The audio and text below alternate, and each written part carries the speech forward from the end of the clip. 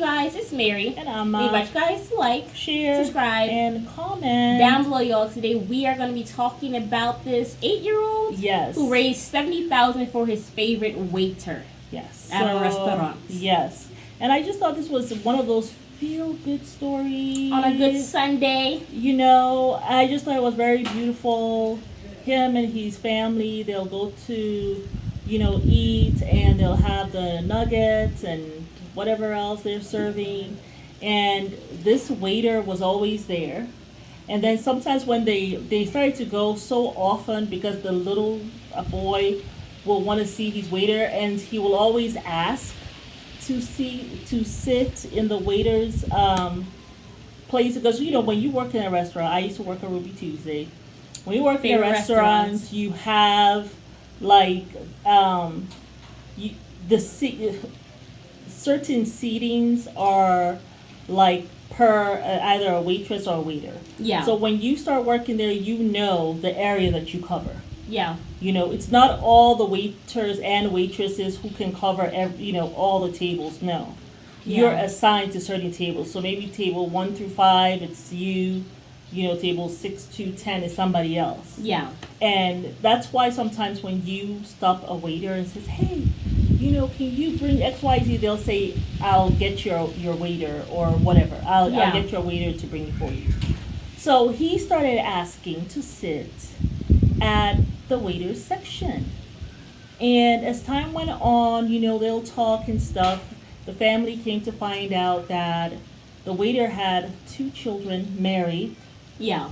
And was having a hard time getting to work because his car wasn't working, so he was having some car trouble. And so the boy, when they told his mom, hey, I want to do like a GoFundMe for like $5,000 so that he can have a car and all of that. And at one point they were also homeless. Wow. So the mom was like, yeah, no problem. Let's do that. Guess how much they raised? $70,000. Wow. Isn't that just amazing? It really is. And so now he was able to, because where they were living in before, it became too expensive for them to live there. So they were able to move out of there, they were able to find a place. That's why they had to move out, because they couldn't afford it anymore. They were able to find a place, move in, get a car, and he said, the waiter said he's going to pass it forward. Aww. Like something good was done to him, he's going to do it to somebody else. Yeah. Something for somebody else. Something good for somebody else. That's just how you keep good stuff going around. You know what I'm saying? You're just passing it down. Sometimes that's all you need in this life, just a little goodness. It really touched my heart. It just touched my heart. At 8-year-olds. That's what I love about kids. They're just so bubbly and filled with life, and they're like so optimistic and filled with love. Innocent. Like they haven't been indoctrinated yet. They haven't been touched by the world. I know. You know what I'm saying? And they look through things just as it is. Because my thing, who would have thought? What adult will say, "Well, let me go start a GoFundMe or something to give a waiter some money." Yeah. Like a child would probably be like, well, I want to do something good for them. They'll be thinking of like these huge, big ideas. You know what I'm saying? Exactly. But that's how I was as a child. Like I had all these huge dreams and stuff like that I thought I could accomplish and everything. And you had a vision board. And recently you looked at it too. I know. I was like, oh my God, I want to do all this at this age. I have accomplished that. I've accomplished this. Yeah. I thought that was beautiful. And I love that vision board. It was beautiful. The only thing I didn't do was become a dancer. I wanted to go to Juilliard, I think, to become like a professional dancer. I used to love to dance. Yeah. But so I just thought that was so cool. Sometimes just beautiful. One good act can go so far. That is all it takes. That is all it actually takes. And I'm sure that it has touched that person's life in such an amazing way. And then something, the way I feel like this waiter, he said he really liked the waiter because the waiter was so kind. Yeah. And always had some jokes to make. Like he made him laugh. Yeah. You know what I'm saying? And so that's why he loved this waiter so much. Yeah. And I just thought that was just so beautiful. And I am sure one of the ways I thought, when I thought about this story, one of the ways I thought that the waiter has touched his life is letting the child be aware that there are people that are not like you. Yeah. Who don't have a soft bed to lie on today. Yeah. You know, who don't have a car. Yeah. And I think that's so important for children to know. Yeah. Because it helps them to be grateful for what they have. Yeah. You know, so I feel like that's a way that this Waiter touched this little boy to learn this lesson at a very young age, that you're blessed where you are. Absolutely. You know, there are other people in the world that don't have as much as you do. Yeah. You know, and for the boy to take it on himself to say, I'm going to do something about this. Yeah. You know, it's just so beautiful. And I really pray that the little boy grows up to continue to be this way. And I'm sure he will. Yeah. You know, yeah. It's the a blessing. Parents are certainly doing a very wonderful job. Yeah. Yeah. So just love that. What do you guys think? Tell us in the comments what you thought about that. And, you know, did it kind of spark you to think about stuff to do? Yeah. You know, it made me think about Ramadan just now. Yes, because we are determined that this Ramadan we're going to try to feed someone.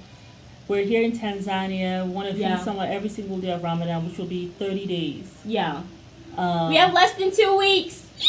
I know, for you guys who are Muslims in the comments, hey, what are you all doing? How are you getting prepared for Ramadan? Oh, and what are you planning to do for charity or something like that? And for those of you who don't know, what Ramadan is, you know, Mary and I were Muslims, and once a year for 30 days in the year is the month of Ramadan. Yeah. And it changes every year.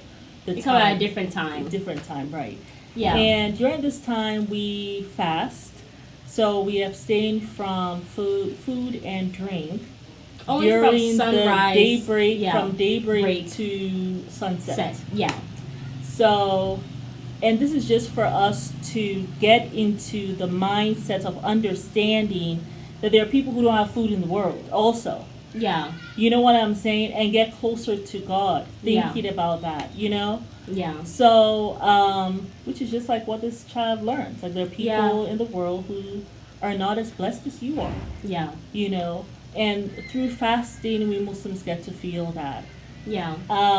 It's a really blessed time. Because there's even one night where the angels descend down from heaven and we stay up all night and we pray. To whoever is praying and they take it up to God. Straight to God. It's called the night of power. Yeah. Yeah.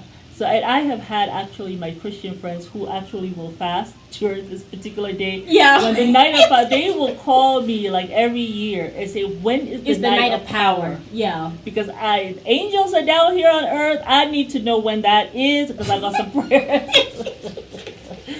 So it's always so funny every year when they call me and tell me that, ask me that. So very excited. Yeah. So, but when I saw this, that's what we were thinking, that we need to do something, try to feed a family or someone every single day for 30 days.